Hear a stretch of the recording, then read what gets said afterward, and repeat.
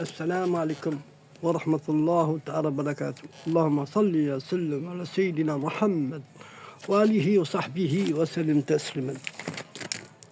On va encore parler de la médisance, que j'appellerais ça, que Sidi Bouzidi appelait ça l'âme des damnés. Oui, il appelle ça l'âme des damnés. Écoutez bien, mes frères et sœurs, car ce que je vais te dire n'a pas été dit depuis des générations, je pense. Il y a des paroles qui tuent, mais dont personne ne voit les cadavres. Il y a des personnes, il y a des hommes qui sourient dans ce monde, mais dont la langue est déjà en feu dans la tombe.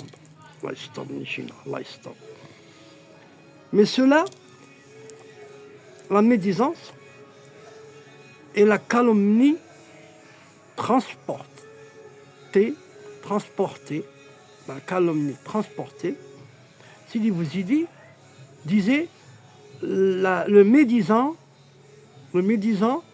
tue 3 personnes. Celui dont il parle, celui qui l'écoute, et lui-même. 3 personnes. Il les tue. Mais celui qui écoute sans réagir sera jugé comme complice d'un assassinat spirituel. L'effet caché de la médisance sur celui qu'on vise. La médisance est un pacte avec les djinns de l'humiliation. C'est un pacte qu'on a fait. Quand on commence à parler, on est en train de faire un pacte avec un djinn.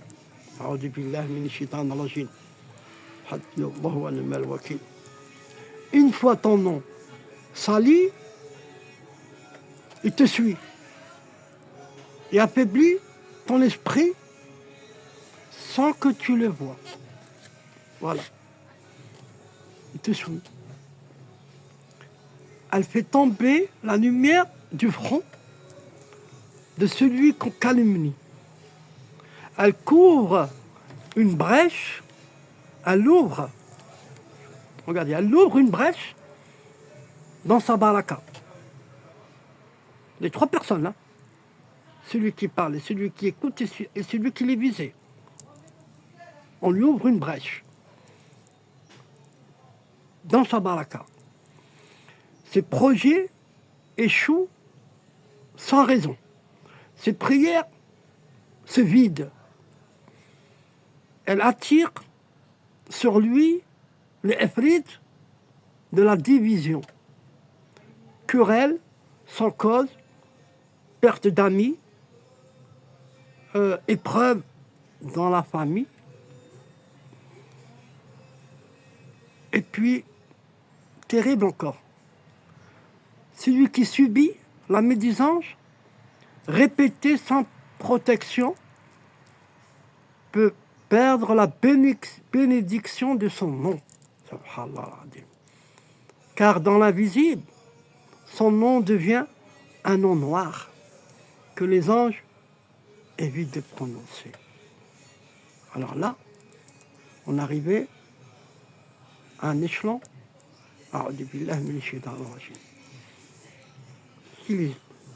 Parce qu'on a tous un nom dans l'invisible. Peu de gens le connaissent. On peut le connaître. Mais il faut des rituels de dhikr et de salat pour connaître son nom. Les anges, même les anges, ils se sortent. Je reviens au rituel du nom, de l'invisible. On peut connaître, mais c'est un rituel qu'il faut. Il faut déjà être dans la prière, être au moins pieux. Et si vous voulez ce rituel pour savoir son nom, demandez-le moi et je vous donnerai ce rituel-là. Et je vous en parlerai. Inch'Allah. La tombe du médisant,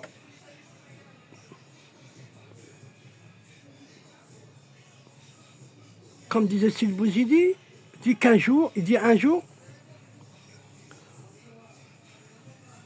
il était dans un état de kèche.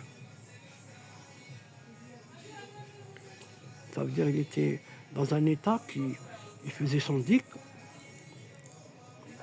Il était parti avec son dik, c'est ce qu'on appelle le kèche. Il vit le destin d'un homme qui avait médit des soufis, de ses élèves. Il vit le destin d'un homme qu'il avait médit.